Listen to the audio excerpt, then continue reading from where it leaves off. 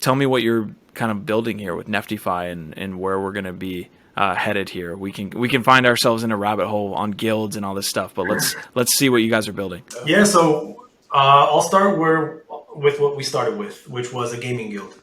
We created a gaming guild back in like late August. But the issue was that we could only grow it so much because in order to grow a gaming guild, you have to like burn cash. You gotta buy assets and then rent it out to players. And we're like, well, what if we could just crowdsource those assets from people that have a surplus of them, but they're not willing to operate their own gaming guild, and they're also not going to be playing with like those assets.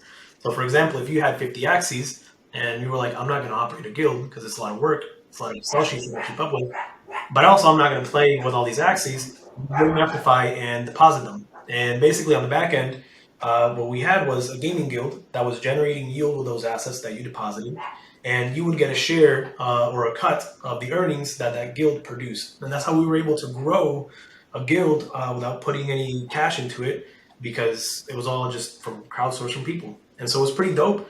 Because we saw what happened with Axie, with like, Axie prices going from 200 to $20, and all these guilds taking a huge loss because they actually owned those assets themselves. And we didn't. They were all just crowdsourced from people. And B, because we were able to actually create a lot of software around guild management to automate, like, for example, moving the assets from one account to another, or from the depositor's account, meaning the lender, to like the player. We also were able to create software to automate the payments. We created like portals for our players, admins and moderators. So we have moderators on our Discord that they're essentially like the managers, but they're not. And we created a portal for them where they could just log in and essentially manage the gaming guild. So we didn't have to do anything.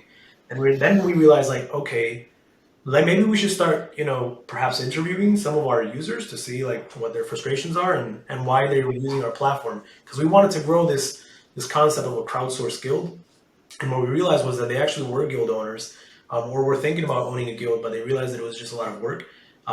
Because like the main frustrations is they have to manage their own wallet, right? Like if you have a gaming guild, getting the players. Yeah, getting the players is a big pain in the ass. But to explain this manage the wallet part, I mean, like if you are in Peg Axie, in Axie Infinity, maybe in Avagachi, and I don't know, some other game like Star Blast, right? Yeah, which doesn't help. But like if you're in those games, you have to manage a Ronin, which is Trezor only, I guess a Solana wallet, which is Ledger only. You would have to manage I guess another ledger with like MetaMask using Polygon's RPCs. Like it's just a pain in the ass. And so it was a lot of work for them, and they didn't really care much about decentralization. So what we realized was maybe we should build a platform for gaming guilds, where essentially people could come onto our platform and just start a guild from there. Guild, yeah. And the accounts and the wallets, everything is just hosted. And so it's like an alternative. Like in the fungible world, you can self-host, right, by using a ledger and a MetaMask, but you also have the option, the alternative of using Binance and Coinbase.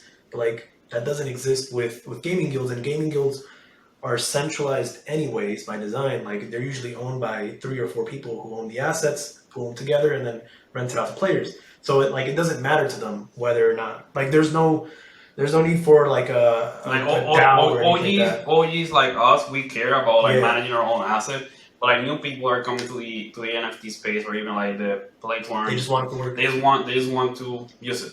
That's all they want. And we do A/B tests, and like they want to use it. They don't really care. So I want to stop you there before we have like too many fragmented questions that I'm going to have, because there's a ton there. One being that you guys started with a certain product that you just mentioned, where you were kind of having a crowdsourced guild, and then you realized, holy shit, there's this whole space that we could kind of build out, offering tools for guilds. Yeah. Like somebody can come in and create their own guild, and we can have a dashboard and all that stuff. So we'll get to that here in a second, but you mentioned exposure to NFT assets by these guilds, because you guys started as a guild. You didn't actually buy it. That's genius, by the way. For the guilds that do exist, that aren't crowdsourced, that just are buying NFTs, that's great in a bull market. We're kind of in that lull. We saw a pullback with Axie Infinity. There's a lot of products that are down 80% on their ERC20 token and yada, yada, yada. Do guilds survive long term? Are there going to be, Let's just try it. are a lot of guilds going to go under because we saw this crash? So two things on that. The first one is gaming guilds. They don't really have much of an exit strategy right now. I mean, like for example, if you had a guild and you wanted to exit your position, you would have to take all of those assets out of the accounts that you had them in and like sell them one by one on a marketplace. You can't do like some books, like a bulk sale on everything. And so one of the things that we want to do is be able to just allow people to do like essentially sell their entire guild so that there can be M&A activity. The second thing is I guess the second part of your question was, do guilds continue to exist? And I think the answer is yes. And the reason why is because I think it just has to do with like the fact that even if games build lending and borrowing mechanisms into the game itself, right?